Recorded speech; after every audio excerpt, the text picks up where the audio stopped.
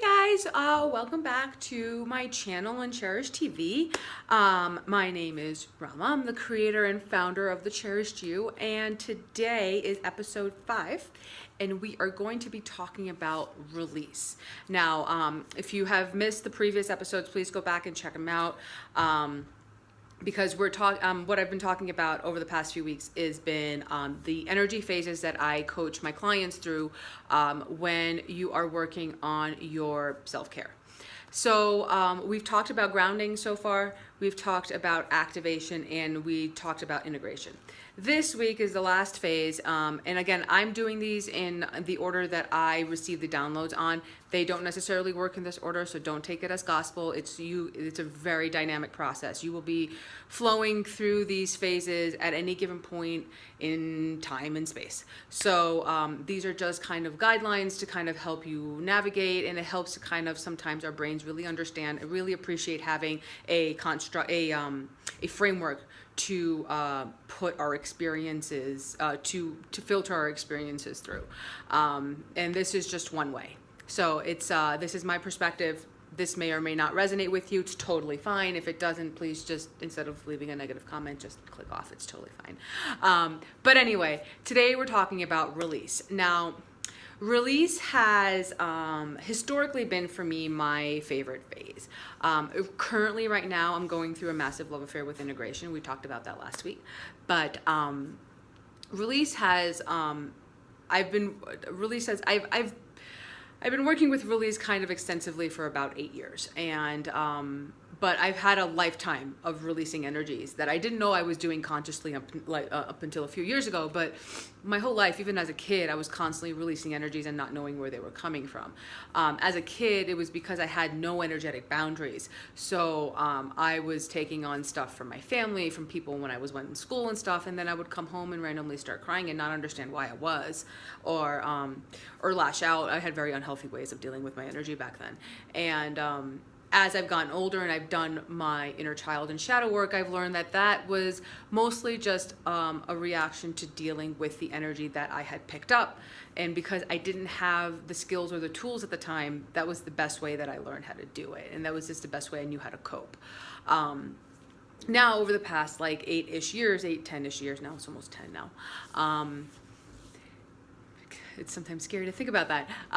Now that I've kind of like gotten my system down pat, it's really a lot more fun. Even though at the time when you're going through it, it doesn't always feel fun. But afterwards, you're just like, I've kind of gotten into a place where I am grateful even while I'm going through it. Just to be grateful to just let it go, let it go, let it go. It's a constant reminder, and it's a constant mantra with me when I'm going through my release phases.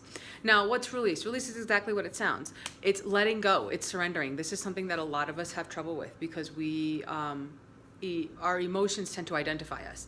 Our identity is attached to sometimes very toxic emotions, that are within our body, and we just don't need them. Most of the time we hold on to stuff. Always, you guys probably know this, you hold on to things for way longer than you need to. That's what release is for. Release has a set of symptoms that's kind of different a little bit than the previous phases that we went through.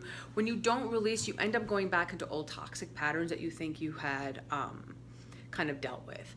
I am notorious for this one because I have, if we ever sit down and talk about my chart, we'll do that at some other point because I do use astrology a little bit in my coaching. But I am an emotional person who doesn't express her emotions very well. I have a very vibrant personality, but it can come off as emotionally detached because my emotions tend to express themselves in very what is uncomfortable methods for most people. So a lot of people are not comfortable with people crying in front of them. A lot of people are not very comfortable with people singing and dancing when they're happy. So I tend to be very loud and very expressive when I do express my emotions, and it tends to make other people uncomfortable. So I have, and this is again something we're all working on something. This is something I'm working on, which is I'm learning how to integrate my emotional personality with my with understanding that it's not for everyone. It's not so much censoring myself for the people that I may come in contact with. It's finding a balanced line.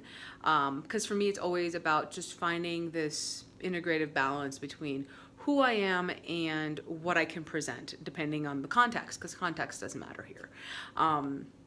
So I am a very emotional person. We all are, but I'm not used to. I kind of don't express it I don't express my emotions emotionally in front of other people, and this tends to kind of carry over with myself, where I'll start to get very analytical with myself, forgetting that I'm having an emotional issue. I can't think my way out of this. I have to feel my way out of this. Eventually, if I don't release properly, and I have to release almost on a daily basis, there's very few days where I don't have to do a massive, like a really big spigot release. Especially currently, this year in particular has been really rough. 2018 has kind of kicked me in the ass over and over again. It's okay. It's all right. I totally needed it, but it's tough sometimes to really to get through it. And because I work as much as I do, I kind of like either distract my way out of feeling my emotions, or I analyze my way out of feeling them. And so it turns out that these end up creating symptoms in you. And they're usually very old habits, old paradigms that will click into place. For me is overeating. I used to overeat all the time as a kid. And I've noticed that now, when I get to a place where I have not properly released, and I'm trying to avoid getting in touch with my emotions to actually feel them, I will eat now. And I'm not an overeater. Like, I'm I'm very in tune with my body and what it needs and how it needs it. And so when I overeat, I'm always just like, what are you doing? Why are you doing this? And it always takes me a lot longer than I want. And it's my own resistance, but I will eventually end up getting around to releasing, and all of a sudden the overeating goes away.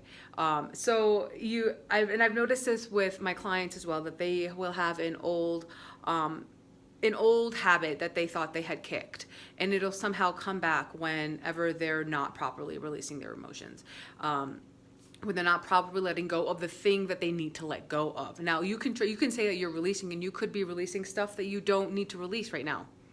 Letting go of things that you don't need is fine, but if you're still holding on to the thing that you really don't need, then you're going to create a bigger problem for yourself. So that's really what releasing comes down to. How do you release? Now, I'm going to keep saying this until I'm blue in the face. These tools are interchangeable.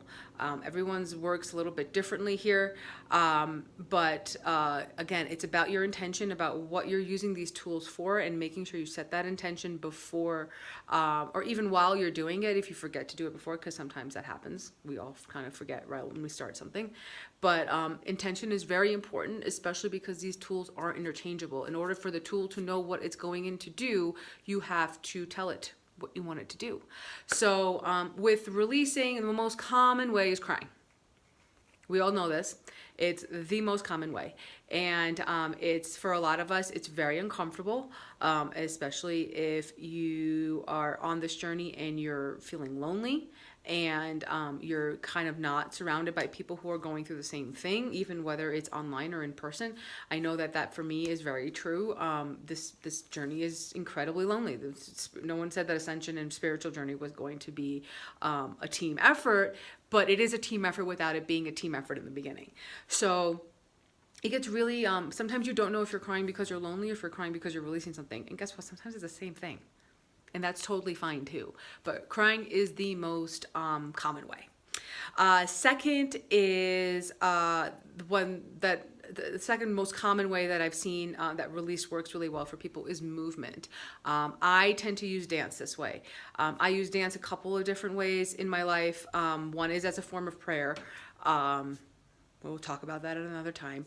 But release is another way that I use it. And sometimes it's also, like, it could also just be any kind of workout. Sometimes I use cardio as a way to release it, because the pounding feeling is a really helpful way to kind of get it out of you. And sometimes you need a gentle way of releasing something, and yoga works really well.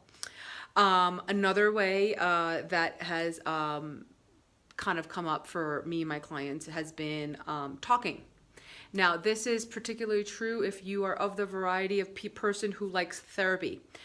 Even if you don't like therapy, sometimes, again, we're going to go back to this thing with our brains like to have kind of concrete systems, and sometimes it will try to analyze its way out of an emotional problem. You can't actually do that, but it is sometimes helpful to get the word vomit out, and it helps to give it to like a neutral third party, at least in your mind, that it feels that way, and to dump it out on them, so you feel like you're at least aiming all this nervous, like pent up energy towards something useful. And it's a really good way sometimes to cut an hour in therapy when you feel like you have nothing to talk about, because I've been there. But therapy, talk therapy, and just talking to your friends. That's why sometimes talking to your friends, you just keep talking, then all of a sudden you start crying and be like, oh, I feel better now. But whatever it was got out. And you don't always have to know what you're releasing, other than the fact that you released it. Again, trying to trying to solve an emotional problem analytically is just not going to work. And sometimes it's really just a matter of moving that energy out of you. And it doesn't matter it doesn't matter whether that energy has a name or a category or whatever. But talking is a very common way. Again, you can release any number of ways. The tools that I will talk about in subsequent episodes will we'll dive into like really specific, we'll dive into what I call the 5 pillars of self-care. But there's so many different ways to use these tools. So your intention is really, really important with this.